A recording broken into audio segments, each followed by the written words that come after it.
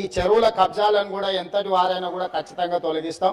ఈ చెరువులే వరప్రదాయిని తెలంగాణ ప్రాంతానికి అని పదే పదే మంత్రివర్యులు కానీ ప్రభుత్వం కానీ చెప్తా వచ్చింది. అయితే ప్రధానంగా సినిమా హీరోలు అంటే ప్రజలకు ఆదర్శంగా ఉండేవాళ్ళు, మంచిని ప్రజలకు బోధించేవాళ్ళు, వాళ్ళని ఆదర్శంగా సమాజం తీసుకుంటుంది. హైటెక్ సిటీ ఎదురుగా గురుకుల్ భూములలో ఎన్ కన్వెన్షన్ అనే ఫంక్షన్ హాల్ ఏదైతే ఉందో అక్కడున్న చెరువులో సగానికి అడ్డంగా గోడ కట్టి కొన్ని ఎకరాలు ఆక్రమించుకొని ఫంక్షన్ హాల్ నిర్వహిస్తున్నారు. పదే పదే ప్రభుత్వం దృష్టికి వచ్చింది, టీవీ ఛానళ్ళల్లో పేపర్లలో చూపించారు. అక్కినేని నాగార్జున గారు కూడా దాని మీద స్పందించారు. ఈనాటి వరకు ఆ ఆక్రమణలు తొలగించలేదు.